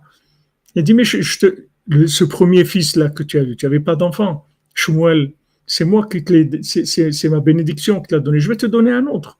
Ne te fais pas de soucis. Il dit, non. Je l'ai trop entendu, j'ai trop pleuré pour lui. Je peux pas, tu peux pas me faire ça. Et c'est comme ça qu'il a vécu jusqu'à 50 ans seulement, Shmuel Hanavi, il est niftar à 50 ans. Mais sinon, il serait mort avant, à 14 ou 15 ans ou 18 ans, il serait mort, Shmuel Hanavi. Mais comme sa mère, elle l'a obtenu par la prière, par les larmes, par la prière, donc il pouvait pas, comme le Kotel Amaravi, il sera jamais détruit parce qu'il a été construit avec des larmes. Quelque chose que tu as pleuré, tu l'as attendu, tu l'as voulu, jamais ça va se détruire. Jamais. Parce que c'est vrai, c'est éternel. Tandis que quelque chose tu crois que c'est un film, les gens croient que le mariage c'est un film.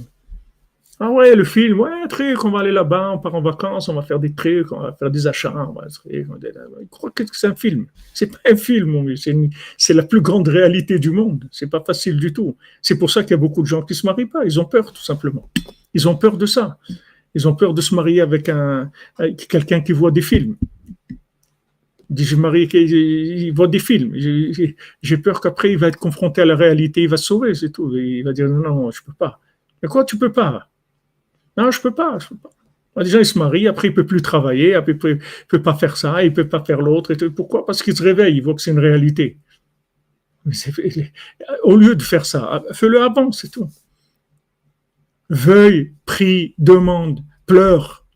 Est-ce que c'est ça? Hachem, s'il te plaît, je veux le émettre les amito, vraiment, s'il te plaît, Hachem. Si je veux faire de mal à personne et pas de mal à moi-même ni à quelqu'un d'autre, je veux pas, je veux que ça marche. Si c'est pas ça, évite-nous les problèmes. Alors tu cherches, tu veux, etc. Et à ce moment-là, ça roule. À un moment, tu as beaucoup de chance pour que ça dure. Mais sinon, c'est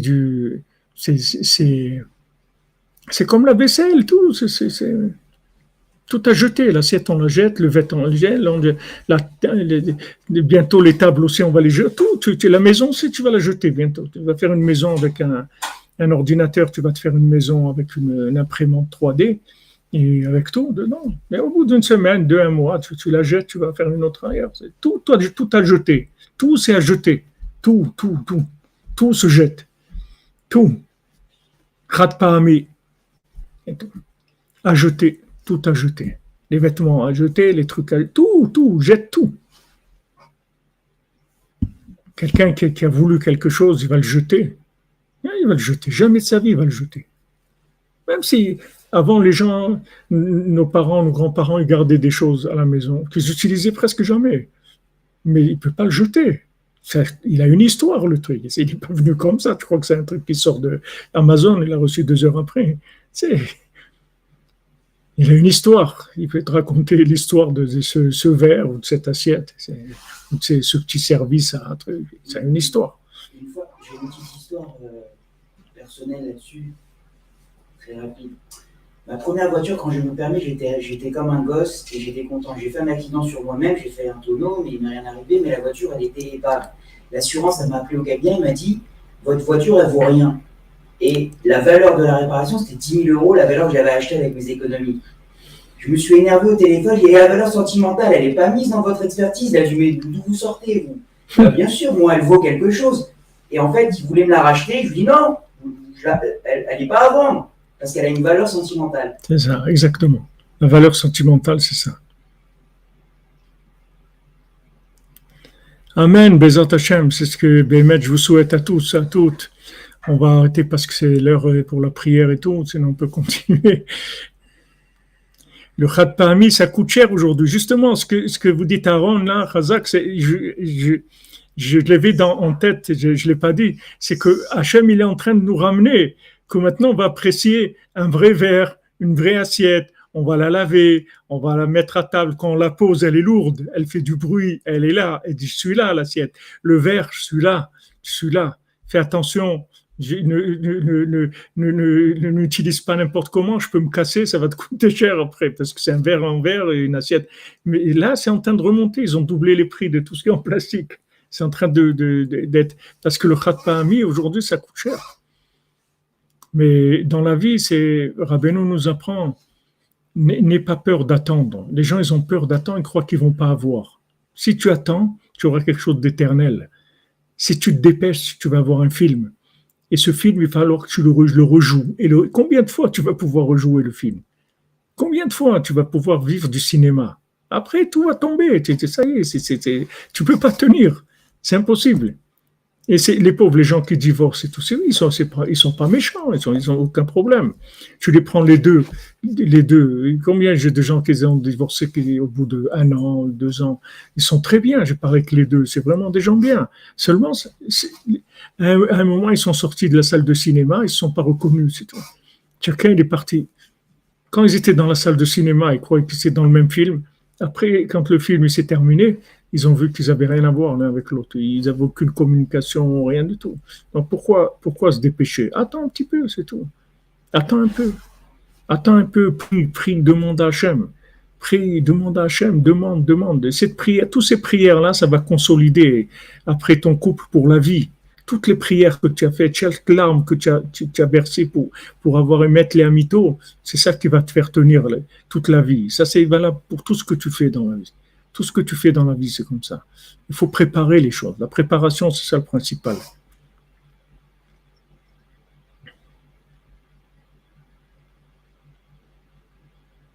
Ah oui, les Chinois, waouh.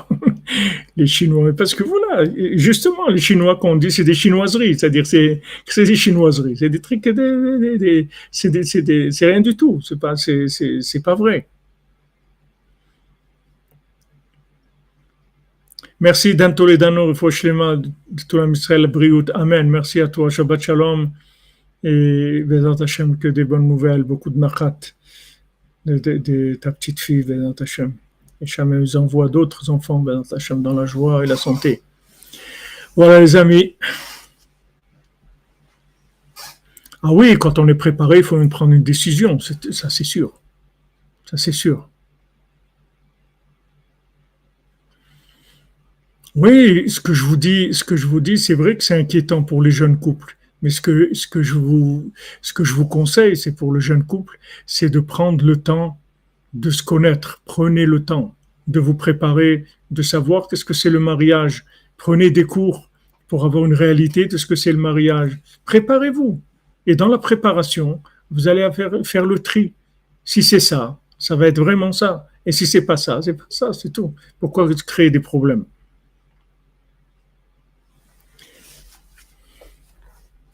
Merci Stéphane, merci à toute la cordonnerie. Shabbat Shalom les amis. On se retrouve Motzei Shabbat à 4h pour ces poèmes à Siot, Bezat Hashem. Merci d'être là, merci pour votre soutien, pour les gens qui soutiennent le Mishkan, les gens qui sont là. Et il y a le soutien moral, le soutien matériel. Ashrechem, Ashrechem. Ashrenu qu'on est dans le sac de Rabbeinu. Amen, merci. Regardez Rabbeinu ce qu'il nous apprend. Qui est-ce qui dans le monde il va vous apprendre ça? Les gens, tout vite. Combien des couples je les ai sauvés, Baruch Hashem, B'Sod Rabbeinu, que je les ai empêchés de divorcer. Attends. Ce que tu aurais dû attendre avant le mariage, attends pendant le mariage maintenant. Attends. Les Baruch Hashem, ils ont attendu. Ils sont séparés quelques mois, mais ils n'ont pas divorcé. Après, ils ont repris de plus belle. Baruch Hashem, je ne sais pas combien d'enfants ils ont eu après. Ils sont montés en Eretz Israël. Attends. Même des rabbinim aujourd'hui. Tu dis, allez, divorcer, paye des trucs. Même au Beddin, ici, tu vas au Beddin, des gens ils vont au Beddin, jamais ils disent quoi que tu veux dire, allez tout de suite, tac, tac. Avant, ça n'existait pas. Il y a 20 ans, tu ne pouvais pas divorcer. Il fallait que tu passes une commission de Shalom Bayit et tout avant de divorcer. Il n'y a pas qui te donne. Aujourd'hui, tac, oui, oui, tac, tout de suite, ça prend 2 minutes. Et les gens ils se trouvent dehors comme ça, comme des zombies. Quoi, 2 minutes? C'est ça que ça valait notre vie. Mais au moins, tu fais semblant que ça a une valeur, quelque chose. Non, au moins, tu dis, on va essayer de l'arranger, comme je dis pour la voiture. Attends, on va essayer de l'arranger, on va essayer de faire quelque chose. Au moins, tu valorises la chose. Au moins, venez, on va essayer de voir ce qu'on peut faire. Non, tu vas divorcer, tu veux, allez, 5 minutes. En marche 5 minutes, Beddin, même pas 5 minutes. Ken, attends, ouais, les gens, ils sortent, ils sont abasourdis. D'abord, ils sortent en pleurant. Ils sont brisés complètement. Quoi qu'il soit passé, ils sont brisés parce qu'ils voient que leur vie, elle ne vaut rien du tout. Mamache. Rien. On n'a même pas considéré leur vie, leur foyer, leur couple. Rien. Ça n'a plus de valeur. Rien. Au moins, fais semblant que ça vaut quelque chose. Dis, attendez, on va étudier, on va regarder. Même si tu sais qu'il n'y a rien à faire, fais semblant. Au moins pour le respect de l'individu. Non. Direct. Allez, vite. Tac. Après, tu veux que ces gens-là, qu'est-ce qu'ils vont faire de leur vie? Les gens, ils ont des bugs dans la tête après. Ils ont des chocs émotionnels de folie. Qu'est-ce qu'ils vont faire dans leur vie? C'est fini. C'est-à-dire, dans leur tête, ils leur ont explosé complètement la tête. C'est très, très difficile. C'est des épreuves terribles qu'on vit aujourd'hui. Terrible. Mais c'est la guerre maintenant. La vitesse, c'est ça. Et Yaakov, c'est la valeur. Donc maintenant, c'est la revanche. Maintenant, il faut prendre la vitesse. Tout est fast. Le fast-food, les mariages, les rencontres, les amis. Et donc, ça veut dire qu'aujourd'hui, avec la Torah, on fait time up et on se défend. C'est-à-dire, ce que vous dites, on se défend avec le frein. Avec le frein, ouais. C'est-à-dire, on met 2 freins dans la voiture. Le frein à main et le frein à pied. 2 freins. Un accélérateur et 2 freins.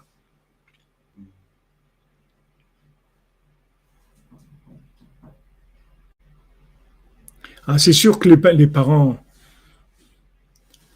C'est sûr que les parents, ils doivent pas se mêler.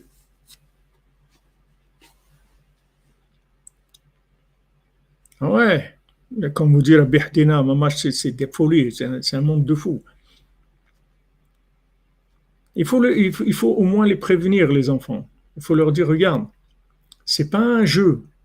Tu t'engages, c'est fini, c'est pour la vie. Maintenant, sache que tu n'as pas démoulé le gâteau. Tu sais pas à qui tu as affaire. Pour l'instant, ça joue le cinéma, ok?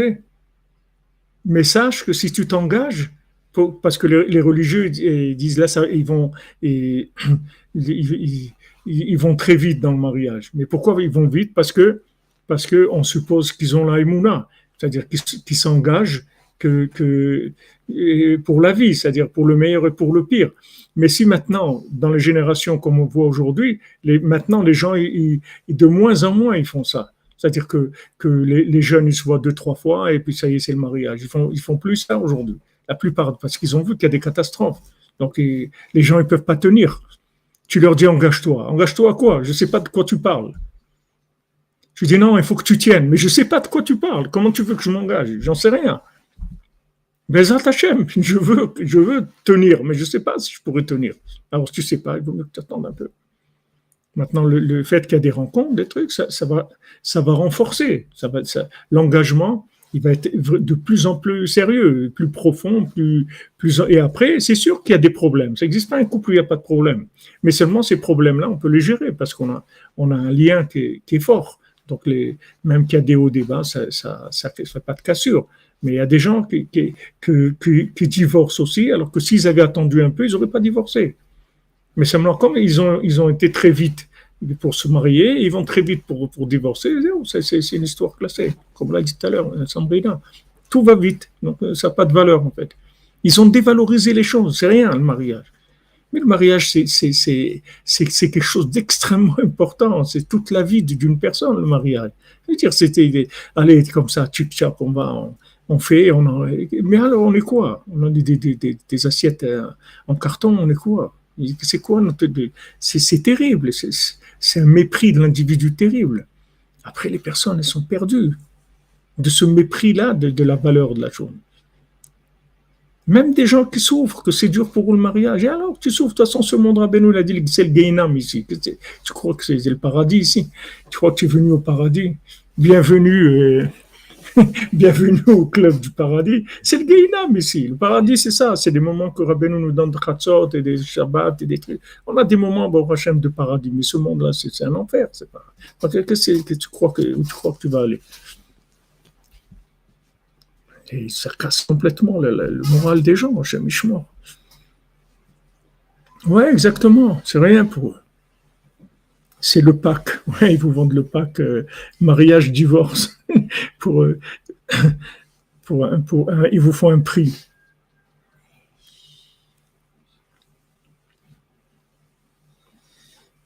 Exactement. Portez-vous bien, les amis, que des bonnes nouvelles, que Hachem vous donne une bonne santé et des ivugim, amitim, avec des engagements, quand ils ont lieu, des engagements éternels, Bezat Hachem, avec beaucoup de bonheur et de joie, des familles dans la joie, dans l'union, de bonne éducation. Mais bien, il vaut mieux que les jeunes hommes qui ne veulent pas s'engager, il vaut mieux qu'ils ne s'engagent pas, Madame Mireille, parce que après, quand les gens ils s'engagent forcés, ils font des bêtises.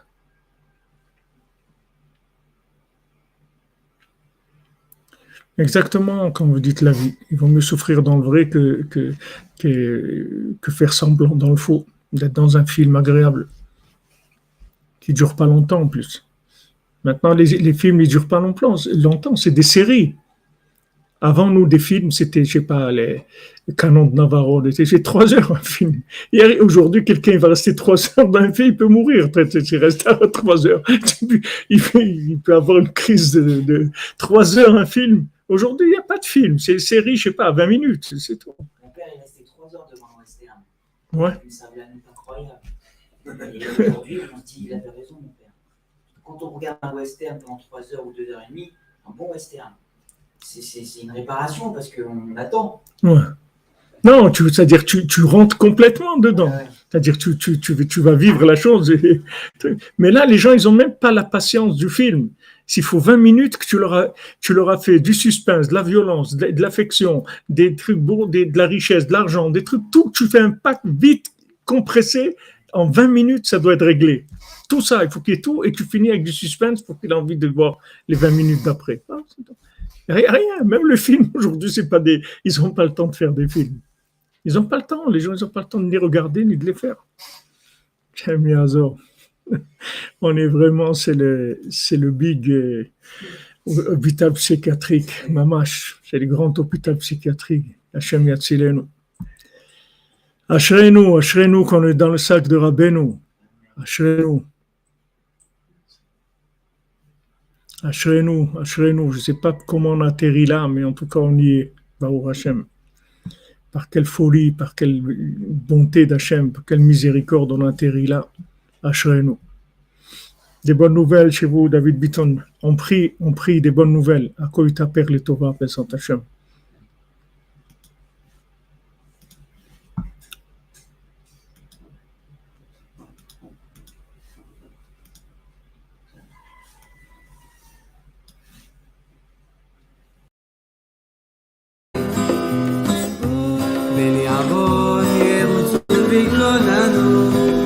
Un bon zivouk pour Raphaël, Simon Edouard Ben Nathalie, Esther Bezat Hashem Soudra Ben. Amen. Adraba. הכיצד לפקוד כל הגויים על תחון כל בוגרי הבן סלע ישובו לערב ימוחק הלב ויסתובבו עיר הנה הביון בפיהם חרבות בשפתותיהם כי מי שומע ואתה אדוני תשחק למו תלעג לכל גויים וזו אליך אשמורה כי אלוהים משגבי, אלוהי חסדי, יקדמני, אלוהים יראני בשורר יתרגם ונשכחו עמי. אני עמו בחילך ואורידמו מגילנו אדוני, חטאת פימו דבר שפתמו, מלאכתו ויגונה, ומעלה ומככה שסע יפרו רפואה שלמה ורפאל בן ג'ורג'ט. וידעו כי אלוהים מושל ביעקב לאפסי הארץ אלה וישובו לערב ומורחק הלב ויסובבו עיר המה יניעו לאכול אם לא ישבעו וילינו ואני אשיר מוסך וארנן לבוקר חסדך כי היית משגב לי ומנוס ביום צר לי עוזי אליך זמרה כי אלוהים משגבי אלוהי חסדי למנצח על ידותו לאסף מזמור קולי אל אלוהים וצעקה קולי אל אלוהים והאזין אליי ביום צרתי אדוני דרשתי ידי לילה נגרה ולא תפוג מענה הנחם נפשי אזכרה אלוהים ואהמה יעשיך ותתעטף וכיסלה אחזת שמורות עיניי הפעמתי ולא אדבר שבתי ימים מקדם שנות עולמים אזכרה נגינתי בלילה לבבי השיחה ויחפש רוחי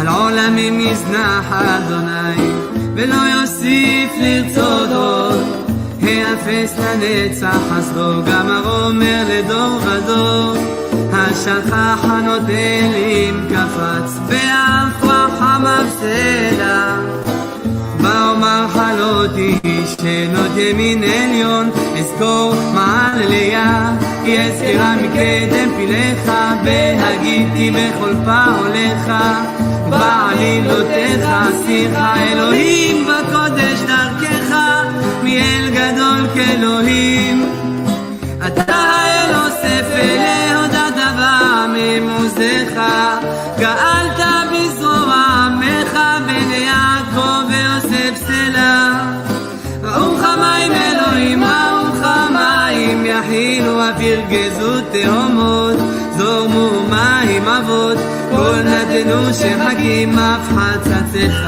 התהלכו כל רעמך בגלגל העיר ורקים תבל רגזה ותירש הארץ בים דרכך ושבילך במים רבים בעקבותיך לא נודעו וחידך צאן עמך ביד משה ואהרון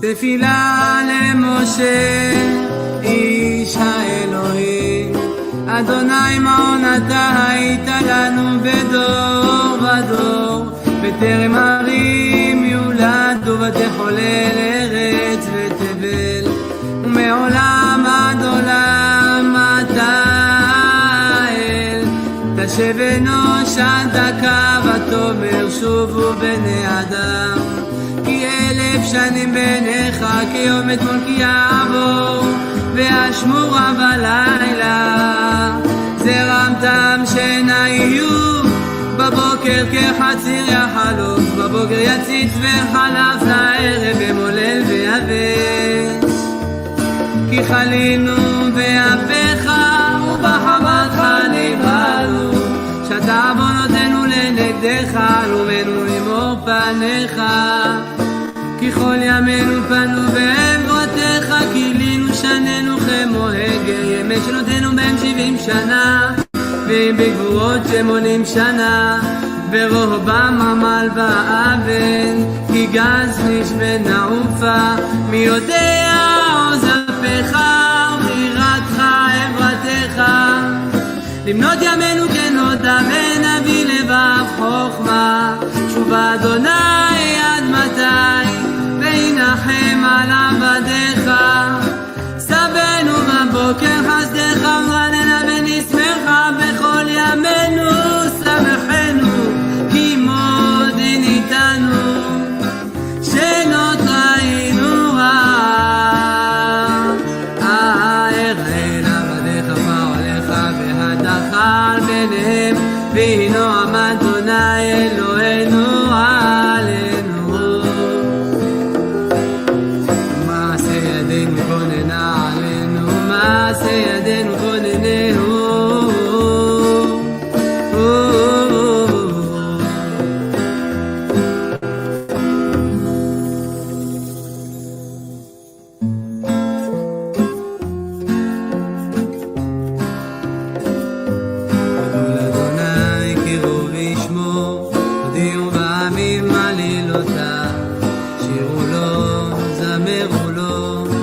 שיחו בכל נפלאותיו, יתהללו בשם קודשו, ישמח ליל מבקשי אדוני, ירשו אדוני בעוזו, בקשו פניו תמיד.